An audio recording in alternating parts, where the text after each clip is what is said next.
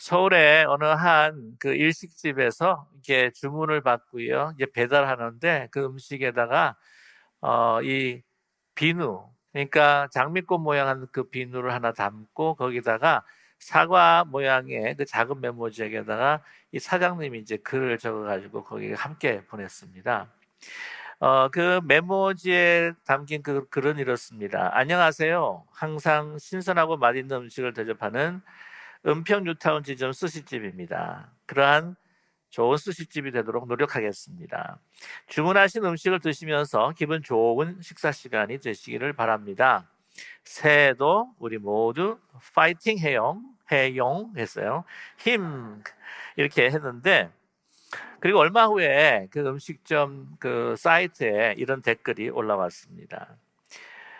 사실 어제 자살하려고 했는데 마지막으로 초밥이 먹고 싶어 주문했어요.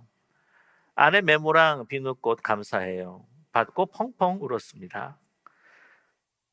꾸역꾸역 먹으면서 스스로에 대한 죄악감으로 삼켰습니다. 처음으로 리뷰를 남겨요. 그리고 열심히 살아볼게요. 감사합니다. 자주는 먹지 못해도 간간히 다시 주문할게요. 살려주셔서 감사합니다. 메모와 비누꽃 장미 한 송이가 저의 목숨을 살려주셨습니다. 정말 감사합니다. 이 짤막한 그 메모, 그 한 메모가 이렇게 사람을 살릴 수 있었다고 하는 것이 얼마나 놀라운 일인가. 그러한 글이 정말 우리를 사람을 살릴 수 있는 언어가 되었다 하는 것이죠. 하지만 생명의 언어가 아닌 사망의 언어가 있습니다. 요즘에 그 악플러들이라고 그렇게 이야기하죠. 악성 댓글, 악플이라고 이야기합니다. 그 악플에 많은 사람들이 사실은요 상처를 받고 어떤 이들은 아주 극단적인 선택을 할 때가 많습니다. 그 많은 젊은이들이 그렇게 부러워하는 그 인기 연예인들 가운데 뭐 설리 같은 그 연예인뿐만 아니라 고아라 씨도 그 악플로 괴로움을 당하면서 극단적인 선택을 하고 말았죠. 자기 목숨을 스스로 끊어버리고 말한 것입니다. 그 악플이 뭐 그렇게 그 괴롭히기에 그렇느냐라고 그렇게 이야기할 수도 있겠지만은, 그러나 이런 글들이 우리에게 그 영혼을 정말 휘어잡고 그 우리에게 극단적인 선택을 하게 하는 것이 바로 이 죽음의 언어요, 그 파괴력이다라고 이렇게 이야기할 수가 있습니다. 여러분, 정말 말이 너무나 중요합니다. 그래서 이 하이데거라고 하는 철학자는 이 언어라고 하는 것은 존재의 집이다. 우리가 존재하는 근원이 된다까지 이야기하지 않습니까? 하지만 안타까운 것은 이 말에 대해서 요즘 사회가 우리가 너무 가치 있고 소중히 여기지 않는다고 하는 것이 안타깝습니다. 사실 이렇게 중요한 말인데도 그냥 뭐 말로 때운다라고 이야기하고, 뭐 말은 말이지, 그리고 말이 무슨 힘이 있느냐라고 이렇게 이야기하지 않습니까? 돌과 막대기는 내 뼈를 부러뜨려도 말이 뭐 우리를 어떻게 해할 수가 있느냐라고 하지만 결코 그렇지 않습니다. 우리의 영혼을 살릴 수도 있고 우리의 영혼을 죽일 수도 있는 것이 바로 말이라고 하는 것입니다. 또한 궁극적으로 우리의 육신을 죽일 수도 있고 살릴 수도 있는 것이 바로 우리의 말입니다. 그래서 이 말이라고 하는 것은 생명의 언어가 될 수도 있고 또한 사망의 언어가 될 수 있습니다. 왜냐하면 우리의 말이라고 하는 것은 우리의 영혼과 직접적인 연관관계가 있기 때문이죠. 우리의 영혼과 직접적인 연관관계가 있는 이 언어이기 때문에 우리는 영이 대신 우리 하나님과 함께 또한 이 말을 통해서 우리는 소통하고 하나님을 만나게 됩니다. 아시겠지만 하나님께서는 언어를 타고 우리 세계로 건너오셨습니다. 인간이라고 하는 존재, 그래서 언어를 통해서 우리가 하나님을 만나지 않습니까? 하나님의 말씀을 통해서 우리는 하나님을 만나게 됩니다. 구약에서도 이 모세에게, 아브라함에게 하나님께서는 말씀으로 그들에게 다가오셨습니다. 뿐만 아니라 요한복음 1장 1절에도 태초에 말씀이 계시니라, 그래서 그 말씀이 육신이 되어서 우리 가운데 거하셨다고 그렇게 성경은 말하고 있지 않습니까? 그분이 바로 예수 그리스도이십니다. 그 말씀이 구체적으로 우리 안에 삶으로 한가운데 오셔서 그 말씀이 어떤 것인지를 우리에게 보여주셨다고 하는 것이죠. 우리 구원의 실체요, 하나님과 우리가 하나 되게 하시는 그 예수님이 또 하나님의 말씀이시다라고 우리에게 선포하고 계십니다. 말이라고 하는 것이 굉장히 파워풀합니다. 그래서 잠언 기자가 오늘 성경 본문에서도 이렇게 이야기하지 않습니까? 18장 20절에서부터 21절의 말씀이죠. 사람은 입에서 나오는 열매로 말미암아 배부르게 되나니 곧 그의 입술에서 나는 것으로 말미암아 만족하게 되느니라. 죽고 사는 것이 혀의 힘에 달렸나니 혀를 쓰기 좋아하는 자는 혀의 열매를 먹으리라 라고 이렇게 말씀하고 있습니다. 우리 모두가요, 혀의 열매를 먹고 산다고 하는 것이죠. 그의 혀의 열매를 통해서 우리는 죽을 수도 있고 우리는 또 살 수도 있다고 하는 것을 말씀하고 있습니다. 여러분, 우리가 어떻게 언어의 열매를 먹고 살아가는가, 우리의 삶과 이 언어의 연관 관계를 우리가 한번 살펴보면 좋겠습니다. 우리 자신에게 대해서 우리 이야기할 때도 있지만 우리는 이 말을 다른 사람들과 대화를 할 때, 소통할 때 우리는 사용합니다. 자, 그런데 우리가 이야기를 할 때에 다른 사람들이 내 말을 듣고 있다라고 하는 생각을 우리는 가지게 되는 거죠. 그러나 이 말이 그 사람에게 전달되기 전에 누구에게 먼저 들리게 됩니까? 나 자신에게 들리게 된다고 하는 것입니다. 그 말을 먼저 듣습니다. 내가 남에게 말을 하고 있다고 하지만 그 말은 그 사람에게 전달되기 이전에 먼저 나에게 전달되는 것입니다.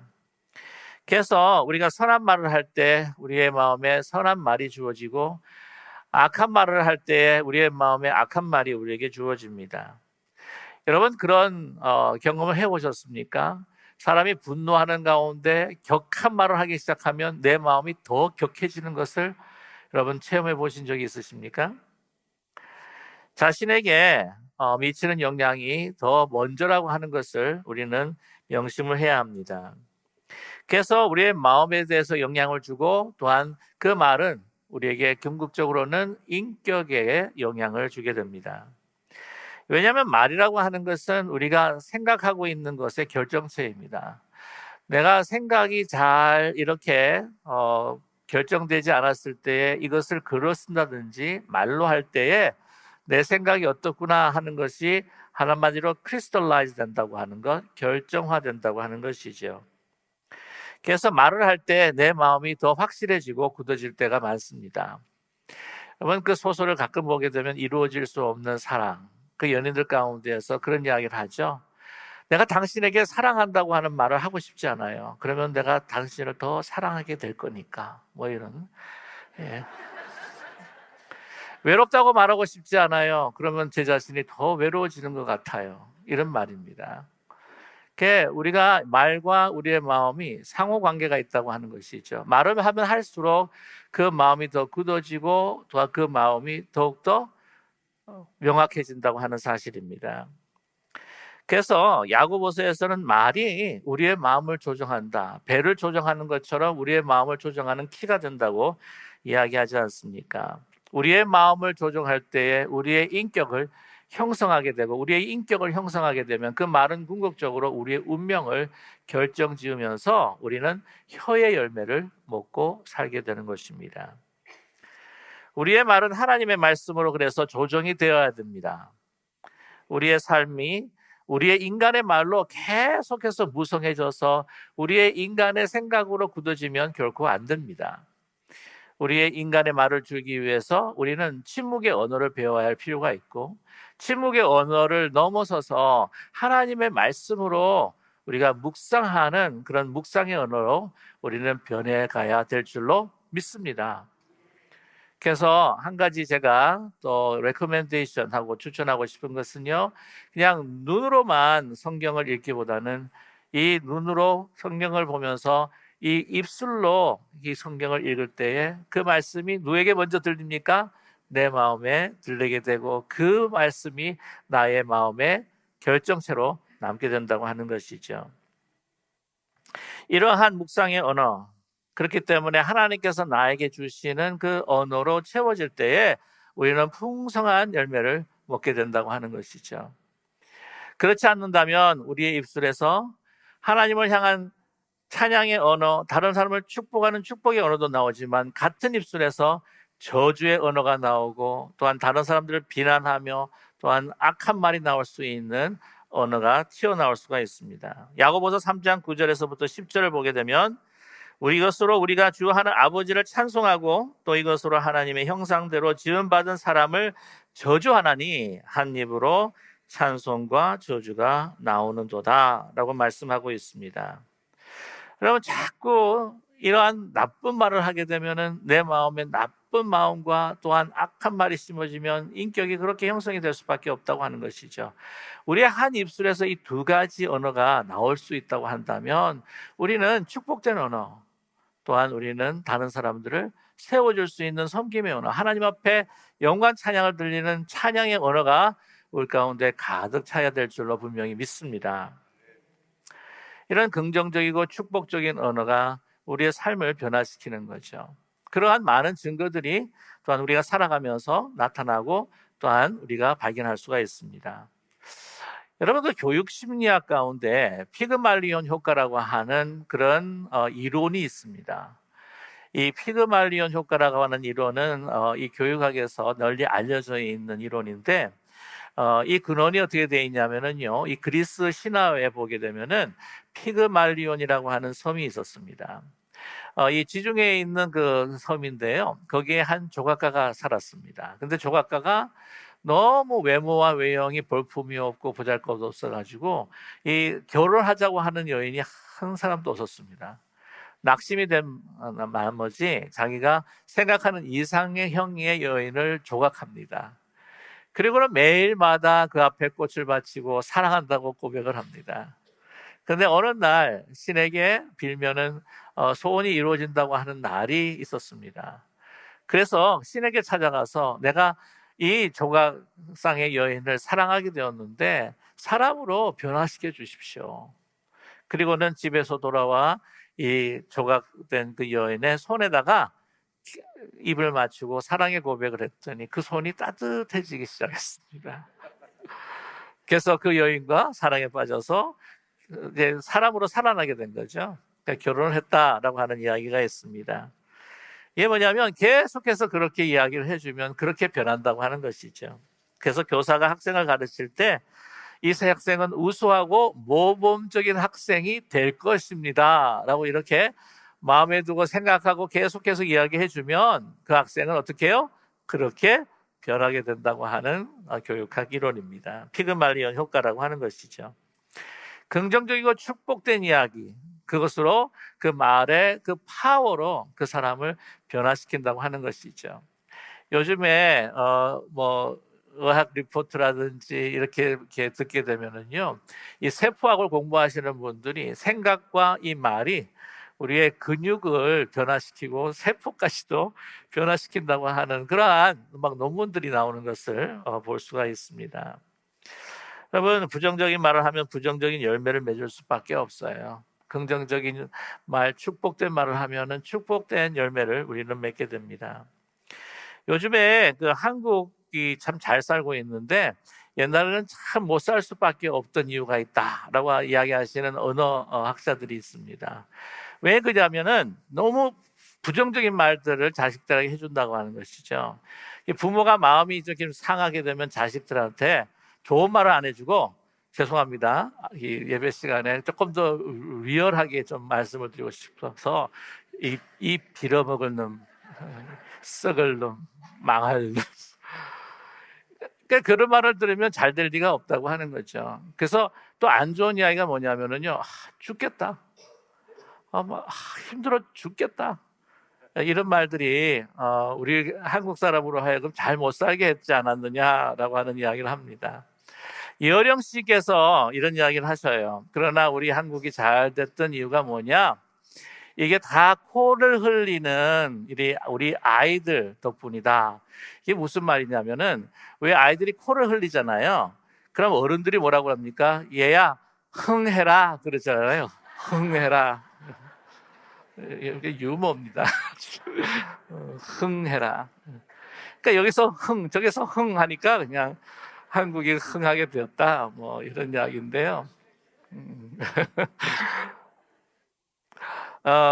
사실 우리 한국이 이렇게 잘 살게 된 것은 우리 교회에서 믿음의 언어, 축복의 언어, 긍정적인 언어, 이것을 언어를 통해서 교회뿐만이 아니라 세상에 나아가서 그런 말들을 전했던 우리 그리스도인들의 덕분, 그 바로 그 결과는 바로 하나님께서 그 말을 통해서 우리를 축복해 주셨기 때문이라고 믿습니다. 그래서 우리 가족 가운데, 가정 가운데도요, 행복해지는 것이 어렵지 않다고 그러잖아요. 항상 늘. 남편이 아내에게, 당신 너무 고생 많지. 당신 사랑해. 사랑해요. 오늘 너무 이뻐요. 뭐, 이렇게 하면, 막 돈도 안 드는데, 그렇게 행복해진다고 합니다. 남자들도 굉장히 쉬워요. 남자들 뭐, 사랑해요도 좋지만은, 난 당신을 믿어요. 제일 듣기 좋아하는 말이 뭐냐면, 애가 당신을 닮아서 이렇게 똑똑해요 하는 말을 제일 듣기를 원한다고 합니다. 근데 이제 이런 말을 할 때마다 이제 자주 등장하는 분들이 이제 경상도 사나이들이신데, 사랑해요를 갖다가 경상도 말로 표현하면 죽어도 내 그 말 뭐한다, 그렇게 이야기한다는 말이 있죠. 네.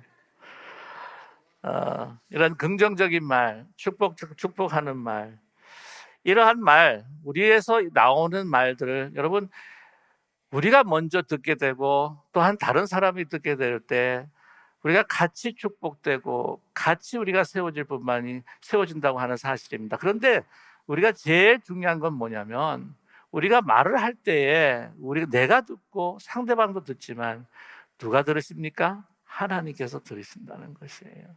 우리 입술의 열매를 하나님께서 맺어 가십니다. 여러분 잘 아시겠지만 그 모세가 광야 생활 가운데 가데스 바네아에 이르게 됩니다. 그래서 12명의 정탐꾼을 가나안에 보게 되죠. 그래서 거기서 10명은 부정적인 보고, 또 2명 여호수아와 갈렙은 긍정적인 보고를 가지고 나옵니다.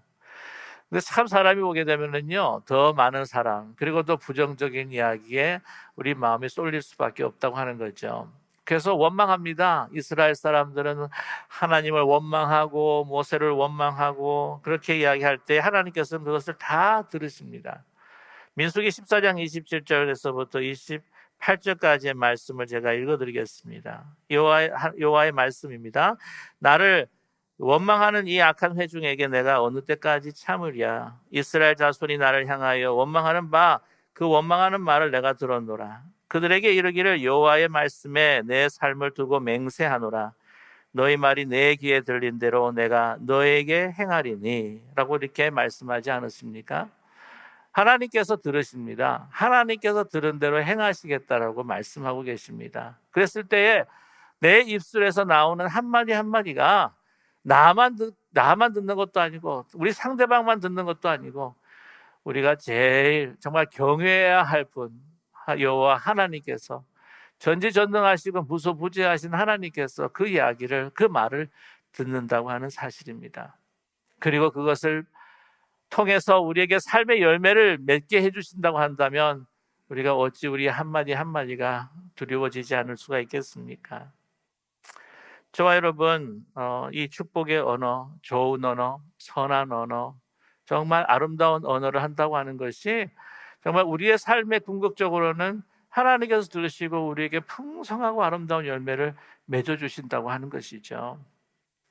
그러기에 저와 여러분, 오늘 이 말에 대한 말씀을 또한 여러분과 함께 나누면서 2020년도가 우리의 삶에, 우리의 가정, 우리 교회 공동체에 정말 큰 복이 되기를 원하면서 오늘 말씀을 전합니다.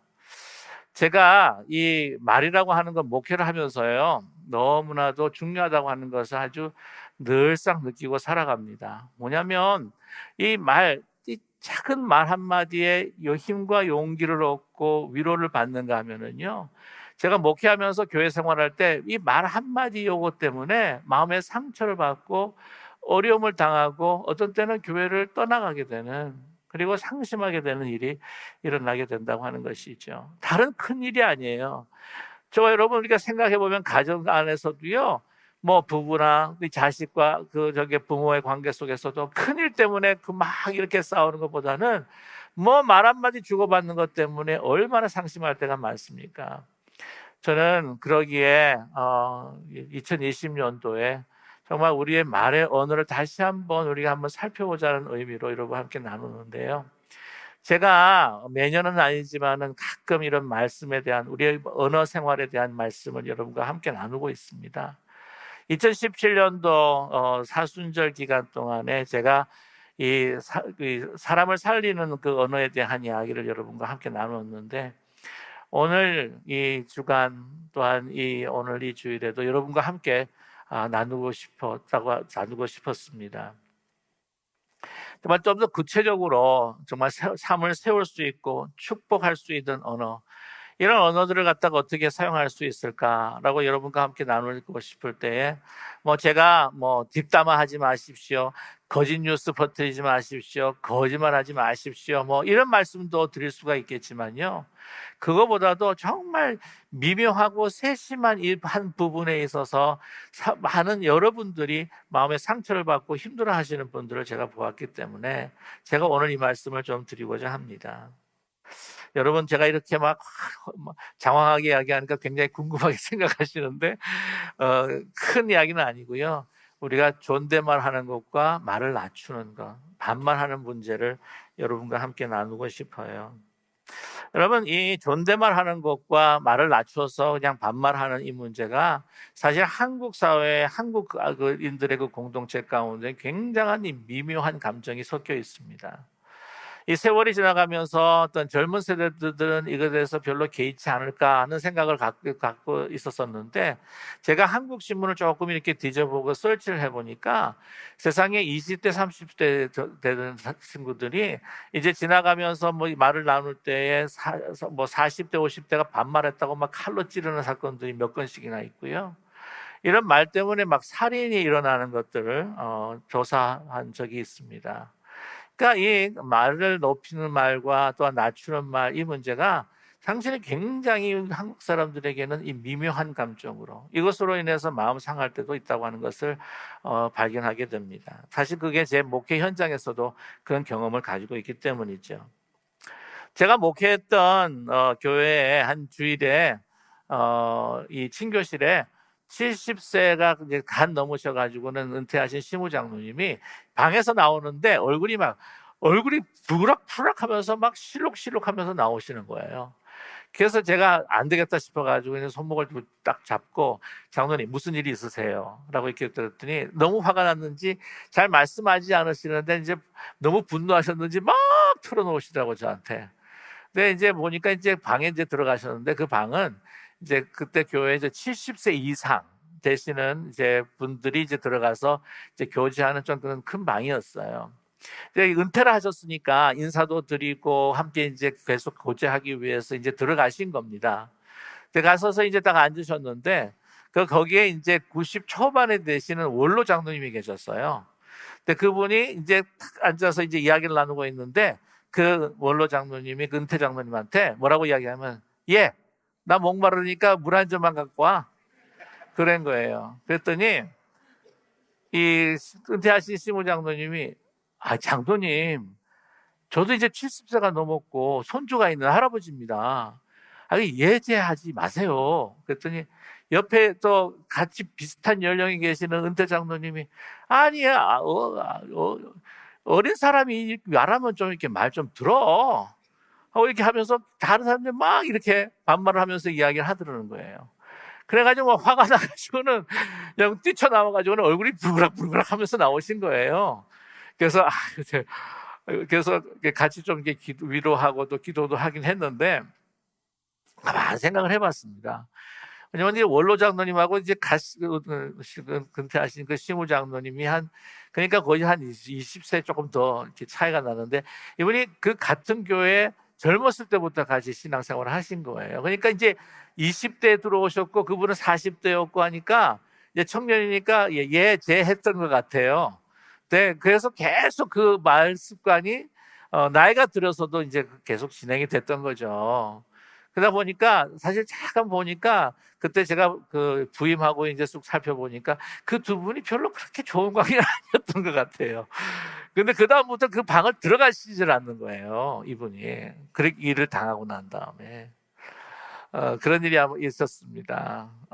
보면 여러분 그 존댓말 하는 것에 있어서 정말 아주 유명한 목사님이 한 분이 계시는데 여러분이 정말 잘 알고 계시는 어느 분이시죠? 서울 영락교회에 계셨던 한경직 목사님이십니다. 그 한경직 목사님은 어린아이에게도 학생들에게도 그 누구에게도 어르신들에게도 깨끗하게 존댓말을 하시는 그런 분이신데 이번 2018년도인가요? 그 김은성 목사님이라고 부산의 땅끝교회 심무하시던 목사님이 이제 서울 영락교회에 이제 서로 부임을 하시지 않았습니까?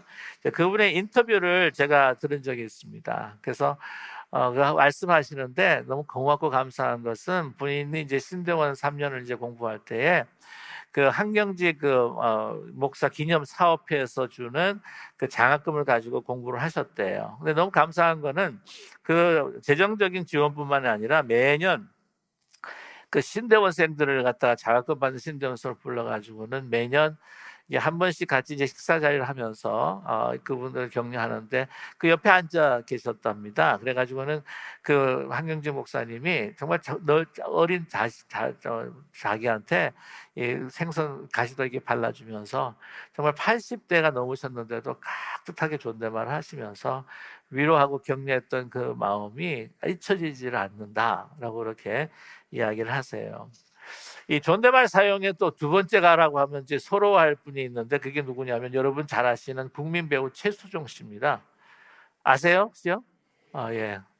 잘 모르시는 얼굴을 하셔서 제가 그분은요 정말 모든 선한 행동, 그 이웃들을 갖다 그렇게 도우고 하는 것으로 인해서 동료 정말 선배 후배 그 출연진들한테도 너무나도 칭송을 많이 받고 또한 정말 우리 한국 교회가 자랑할 만한 그런 국민 배우라고 하는 것이죠. 그의 모든 선한 행동이라고 하는 것이 정말 진실된 신앙에서 비롯하고 있습니다. 그 유명한 이야기가 뭐냐면은 자기 아내뿐만 아니라 아이가 태어났을 때 어릴 때부터 아이들에게 존댓말을 사용했다고 하지 않습니까? 그래서 이제 인터뷰를 하는데 그가 이렇게 이야기를 합니다. 제가 아이들에게 존댓말 하는 걸 보고 주변에서 뭘 그렇게 특이하게 하냐라고 그러는데 절대 그렇지 않습니다. 하이라 씨가 총 5번 유산을 했어요. 3번 유산을 하고 2아이를 낳고 다시 2번을 유산했는데 처음 신혼여행 가서 생긴 아이가 태어났다면 제가 그렇게까지 대하지 못했을 거예요. 우리한테 좀 더 애틋한 그런 자식의 귀함을 알려줬죠. 내가 살아온 걸 가르치는 게 아니라 하나의 인격체를 그대로 성장시키는 안내자이자 인도자 역할을 할 뿐이라고 생각을 합니다. 여기서 우리가 두 가지 분명히 기억해야 될 것이 뭐냐면은 너무 귀해서 존중하는 마음으로 존댓말을 쓴다. 그리고 뿐만이 아니라 하나의 인격체다라고 하는 것을 우리는 아마 기억해야 할 것입니다. 여러분 나이가 많고 적고 문제가 아니라 이제는 정말 아이도 그렇고 성인이 되었다고 한다면 하나의 인격체라고 하는 것이죠. 그래서 인격으로 존중하게 여겨줘야 하는 마음을 가지고 또한 그 마음의 표현의 발로가 세워주는 말로 나타나야 하는 것입니다.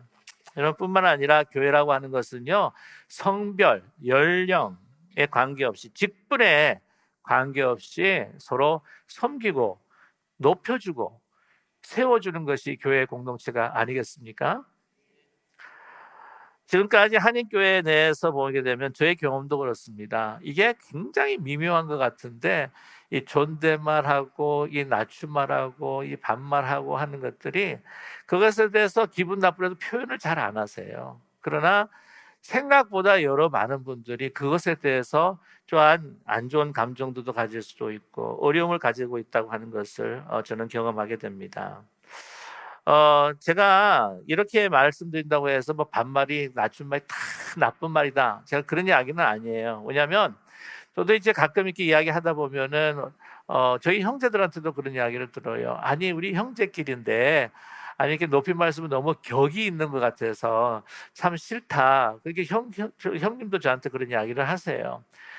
근데 이제 제가 말에 이제 버릇이 되다 보니까 자꾸 이렇게 존댓말을 하게 되는데 격이 생기는 것 같아서 싫다는 거예요. 그래서 여러분 보면요, 깊은 어떤 그 친구 사이로 이제 들어가기 위해서는 이게 말을 그렇게 낮추면서 서로의 마음을 이렇게 터놓고 이야기할 때 더 깊은 관계 들어간다고 하는 것을 우리는 많이 경험을 하게 됩니다. 그래서 말을 놓는다고 하는 것이 나쁜 건 아닙니다.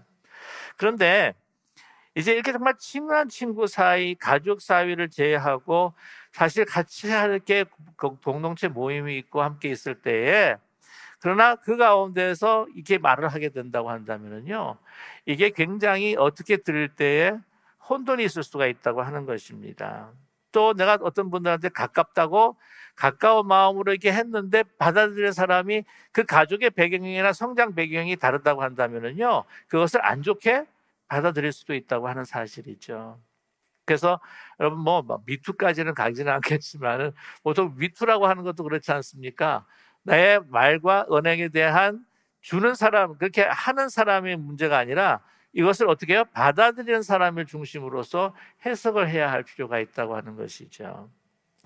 그래서 이 교회 공동체 모임 안에 여러분 이게 너무 가까워 가지고요, 이게 막 말을 놓고 그냥 뭐 언니, 형 뭐 이렇게 할 수도 있어요. 그런데 그게 개인적으로 만났을 때는 참 괜찮은데 이 공동체로 만나게 되면 옆에서 바라보는 사람이 저 사람이 저렇게 굉장히 끈끈하고 가깝구나 하는 생각이 들 때 갑자기 자기는 어떻게 해요? 외로움을 느낄 수도 있다고 하는 사실입니다.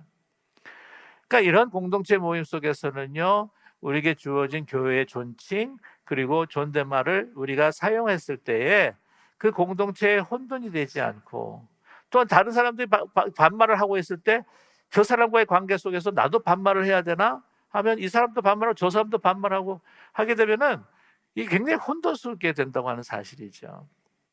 또 중요한 것은 뭐냐면, 이게 분명한 사실이 뭐냐면 우리가 다 그냥 다 터놓고 그냥 반말할 수 있는 상황은 아니지 않습니까? 만약에 그렇다고 한다면 우리가 같은 공동체 속에서 여러 사람들이 있을 때는 정말 존경하는 마음으로, 존중하는 마음으로 이렇게 존댓말로 이렇게 세워줄 때에 그런 어떤 미묘한 감정 때문에 마음이 혼돈스럽고 껄끄럽고 하는 그런 부작용들도 다 없어지게 되고요. 우리가 더 우리 교회 공동체가 하나가 되고 더 서로 존중해 줄 수 있는 그러한 우리 기쁜 우리 교회 공동체가 될 줄로 분명히 믿습니다. 네. 어, 여러분 그렇지만 여러분 내용이 참 중요한 것 같아요. 왜냐하면 내용이 아무리 존댓말을 해도요, 존댓말 존댓말을 해도요, 내용이 중요하잖아요. 네. 뭐 예를 들자면 선생님 제가 평안히 묻어드리겠습니다. 뭐 이러면 이게 뭐 그것이 무서운 말이 없잖아요. 예. 내용이 참 중요한데, 좋아 여러분, 우리 내용도요 어떨 때 너무 간단합니다. 사랑해요, 고마워요, 미안해요, 죄송해요, 이런 것들을 천국 방언이라고 하지 않습니까?